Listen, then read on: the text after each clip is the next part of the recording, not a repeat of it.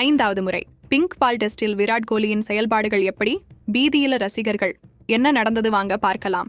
Australia அணிக்கு எதிரான 2வது டெஸ்ட் போட்டி பகலிரவு ஆட்டமாக நடக்கவுள்ள நிலையில், இதுவரை இந்திய அணி விளையாடியுள்ள பகலிரவு டெஸ்ட் போட்டியில் நட்சத்திர வீரர் விராட் கோலியின் செயல்பாடுகள் எப்படி இருக்கிறது என்பதை பார்க்கலாம்.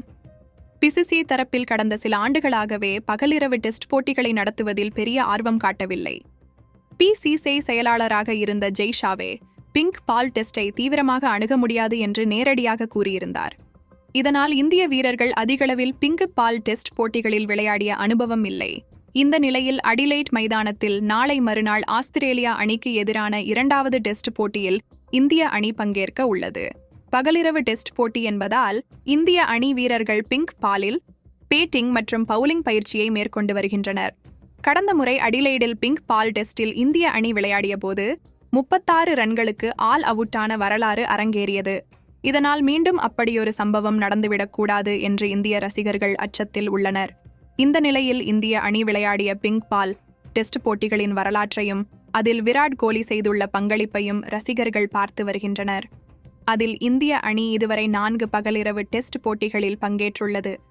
முதல் முறையாக 2019ஆம் ஆண்டு கொல்கத்தா மைதானத்தில் வங்கதேசத்திற்கு எதிராக நடந்த பகலிரவு டெஸ்ட் போட்டியில் இந்திய அணி இன்னிங்ஸ் வெற்றியை பெற்றது. அந்த போட்டியில் நட்சத்திர வீரர் விராட் கோலி 136 ரன்களை விளாசினார். இதனைத் தொடர்ந்து இந்திய அணி 2வது முறையாக அடிலைட் மைதானத்தில் நடந்த பகலிரவு டெஸ்ட் போட்டியில் களமிறங்கியது.